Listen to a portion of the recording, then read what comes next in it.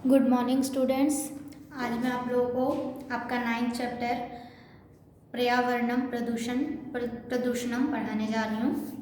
आप लोग हिंदी में पढ़े होंगे कि पर्यावरण प्रदूषण क्या होता है और पर्यावरण क्या होता है। तो सबसे पहले मैं बता दूँ, पर्यावरण का अर्थ है कि हमारे चारों तरफ का आवरण, ठीक है, उसे पर्यावरण कहते हैं। हमारे आसपास क्या क्या है, पेड़ पौधे, ये सब जो है वो क्या है, हमारा पर्यावरण है। पर्यावरण जो है बच्चों, वो हमारे जीवन का मूल आधार है। अगर वो स्वच्छ नहीं होगा, साफ नहीं होगा, तो हम लोग भी बीमार पड़ेंगे, रोगों से ग्रसित रहेंगे, ठीक है। तो इसीलिए लोगों को पर्यावरण को साफ रखना चाहिए, ज़्यादा प्रदूषण नहीं करना चाहिए।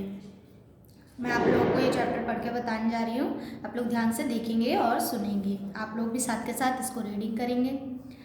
सर्वेषां प्राणिनां जीवनस्य मूलाधारः पर्यावरणम् अस्ति। सभी मनुष्य के जीवन का मूल आधार क्या है? पर्यावरण है।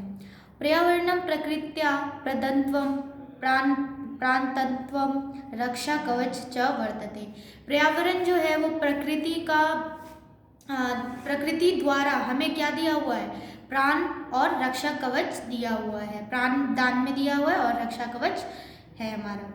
जीवन मात्रस्य विकासस्य पर्यावरण शुद्धि आवश्यक वर्तते।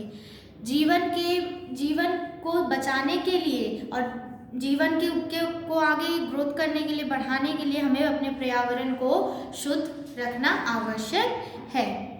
स्वच्छ पर्यावरणमेव स्वच्छ जीवनस्य आधारम् अस्ति। स्वच्छ पर्यावरण यानी साफ पर्यावरण जो है वो स्वच्छ जीवन का आधार है। यदा पर्यावरणे मानव समाजे च संतुलन भवति तदा मानवस्य समाजस्य च विकासः भवति। जब पर्यावरण मानव समाज में संतुलित होगा तब मानव समाज का विकास होगा। क्योंकि अभी हमारा पर्यावरण क्या है, संतुलित नहीं है। यहाँ पे बहुत ही प्रदूषण है, जिसके कारण हमारा पर्यावरण बहुत ही दूषित हो रहा है। तो इसीलिए जब तक पर्यावरण संतुलित नहीं होता है, सामान्य नहीं होता है, तब तक मानव के जीवन का विकास नहीं हो सकता है। वनानि वृक्षान् गृह नद्यः जलाशयाः सागराः पशवः पक्षिणां जलन जन्तवश्च पर्यावरणे संतुलन स्थापयति येन अस्माकं जीवनस्य रक्षा भवति। ये सब जो है हमारे जीवन को ये सब जितने भी वृक्ष है, पर्वत है, नदी है, जलाशय है, सागर है, पशु पक्षी और जल के जो जीव है, ये सब हमारे पर्यावरण को संतुलित बनाए रखता है। इन अस्माकं जीवनस्य रक्षा भवति, इसीलिए हमें इनके जीवन की भी रक्षा करनी चाहिए। अभी ये लोग हमारे जीवन को कैसे वो बनाते हैं, पर्यावरण को कैसे शुद्ध बनाते हैं? तो देखो, जैसे कि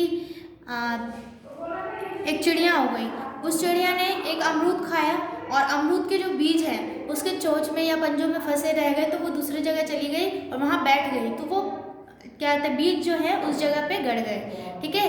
तो वहाँ पे क्या हो गया, वृक्षारोपण हो गया, है ना, वृक्ष अपने आप उग गए। तो ये सब जो है पर्यावरण को बहुत ही बचाए रखता है और ये लोग भी पर्यावरण के संतुलित बनाने में बहुत ही सहायक है, इसीलिए हमें इनकी रक्षा करनी चाहिए। संप्रति न केवल भारते अपितु समस्त भूमंडले प्राकृतिकं संतुलन समुत्पन्नम्। कुत्र चिन्दनावृष्टिः भवति कुत्र चिन्दलवृष्टिः च भवति। देखिए, संप्रति न केवल भारत ही नहीं, आज भी समस्त भूमंडल प्रकृति के संतुलन से ही उत्पन्न हुआ है। कुत्र चिन्दनावृष्टि, इसका अर्थ है बच्चों की जो बारिश होती है वो धरती पे होना बंद हो गया है, सूखा पड़ गया हर जगह। मुख्य रूपेण भूमंडले भूमि जल वायु ध्वनि प्रदूषणानि सच्चरितानि। वायुना कीटाणव स्तत्व नियते पर्यावरणस्य असंतुलनेन अनेका असाध्य रोग समुत्पन्न। अगर पर्यावरण संतुलित नहीं होगा तो बहुत सारे रोग उत्पन्न होंगे, लोगों को बीमारियां होंगी, इसीलिए हमें बहुत सारे कीटाणु उत्पन्न होंगे। तो इसीलिए हमें पर्यावरण को शुद्ध रखना चाहिए। पेट्रोल चलितानि यानानि प्रतिक्षणम विषमिश्रम धूमम वायु मिश्रन्ति येन वायु प्रदूषणम वर्धते। जो पेट्रोल द्वारा गाड़ी चलती है, यातायात के साधन चलते हैं, वो हमारे वायुमंडल में, हमारे पर्यावरण में हवा के द्वारा मिक्स हो जाते हैं, जो कि एक किसके समान, धुआं के से मिक्स हो जाते हैं, जो एक विष के समान, जहर के समान बन जाते हैं, जिससे क्या बन जाता है, वायु प्रदूषण हो जाता है। उद्योगानां विकासेन दूषित पदार्था नदीषु निपतन्ति। और जो उद्योग में दूषित पदार्थ रहते हैं, उद्योगों के बढ़ने से, अब देख रहे हो जगह जगह फैक्ट्रियाँ खुल गई हैं, तो उनके बढ़ने से क्या हो रहा है, नदियों में जो दूषित पदार्थ बहा दिए जाते हैं, खराब पदार्थ बहा दिए जाते हैं, जहरीले पदार्थ, तो उससे नदी जो है वो प्रदूषित हो रहे हैं। अनेक नदी जलाशयाम जलम मलिन भवति। और सारे जो नदी और जलाशय है वो मैले होते जा रहे हैं, जहरीले होते जा रहे हैं। मानव स्वार्थाय वनानि छिन्नन्ति। मानव अपने स्वार्थ के लिए जो वन है उसको काट के वहाँ पे घर बना लेते हैं, बड़े बड़े हाईवे बना लेते हैं, फैक्ट्रियाँ लगा लेते हैं। तेन प्रकृति रमणीयम रूपम विकृति भवति। जिसके कारण जो प्रकृति का रमणीय यानी कि सुंदर दृश्य है वो खत्म होते जा रहा है और हमारा पर्यावरण भी दूषित होते जा रहा है। वनानां नाशात् सिंह व्याघ्र भलुक मृगादयः वन्य पशवः न्यूना अभवत्।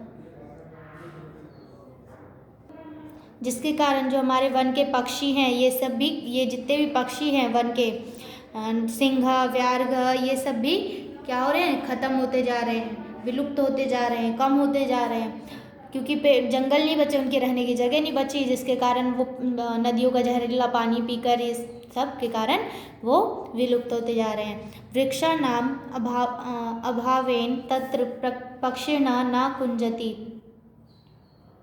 वृक्षों के अभाव के कारण जो पक्षी है वहाँ चहचहाते नहीं हैं। अस्माकं पूर्वजा पर्यावरणस्य रक्षाय पादपानं च आरोपयति।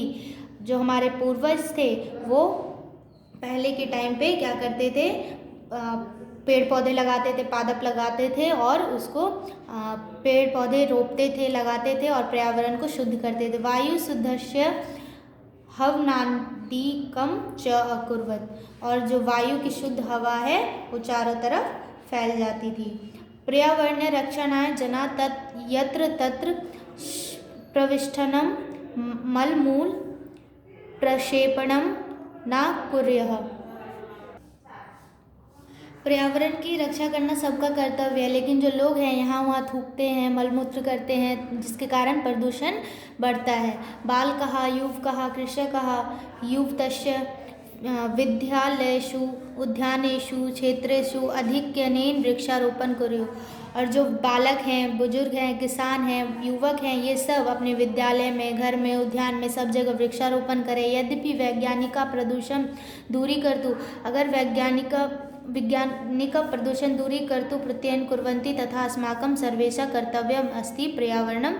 अगर वैज्ञानिक पर्यावरण को के प्रदूषण को दूर करते हैं तो हमारा भी यह कर्तव्य है कि हम भी पर्यावरण का संरक्षण करें। पेड़ पौधे लगाकर हमारा भी ये कर्तव्य बनता है कि अपने पर्यावरण को साफ रखें।